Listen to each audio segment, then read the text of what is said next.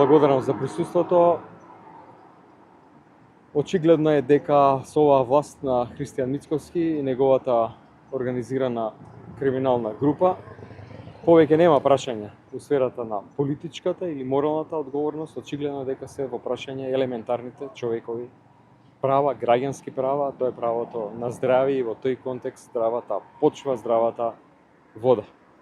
Нашата посета денес на Гостивар нема за цел да го политизираме прашањето, како што ВМРО сака да ме обвини.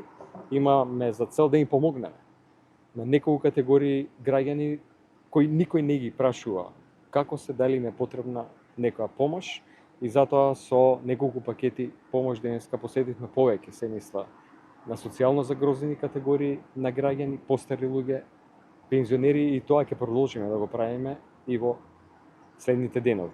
И уште една многу важна работа, а тоа е да поставиме неколку многу битни прашања, нешто за тоа што се случувало изминатиот период и чија одговорноста за работите кои што се случувале и што сега се случува, односно како може да се спречи и дали се заканува уште поголема катастрофа од тоа што сега се случи во Гостивар. Имено зошто не се испитувала водата секој ден. Зошто квалитетот на водата Центарот за јавно здравје не го испитувало секој ден. Понатаму, зошто кога се случил наплив на пациенти во болницата не се истражило добро на што се должи тој зголемен број на пациенти во болницата, па можело уште порано да се реагира.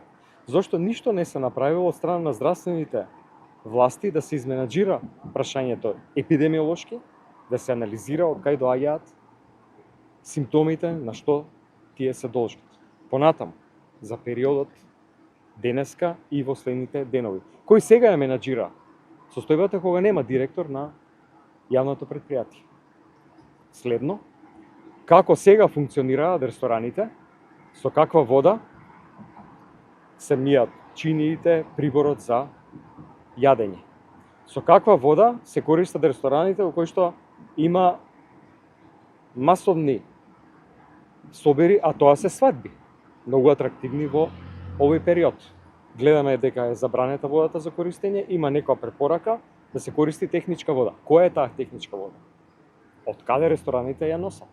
Од каде граѓаните ја носат и ја користат? Кој ја проверил таа техничка вода? Зошто е ова битно сега во овој момент? Поради тоа што ако и сега се користи неисправна вода, се заканува уште поголема опасност, а тоа е труење со храна. Поради тоа што ако храната не се мие и не се третира соодветно, ќе има труење со храна. Следно, болеста на нечисти раце, хепатит А. Ако сега повторно се користи неисправна храна, има ризик од нова болест, нова епидемија. Тоа се прашања од јавен карактер, од јавен интерес. Не може здравствените власти, Министерството за здравство, министерот, премиерот да молчат по овие прашања. Треба јавно да ги објават резултатите од контролата и сите параметри на водата. Како биле, во кои денови, тоа никако не ја загрозува истрагата, како што сака да се оправдаат. Нема што да загрозува во истрагата, бројките се тие, фактите се тие. Органите нека си постапуваат, ама граѓаните мора да знаат. Затоа што и човеково право едно е вистински, навремен пристап до јавна информација, поради тоа што граѓаните мора да знаат.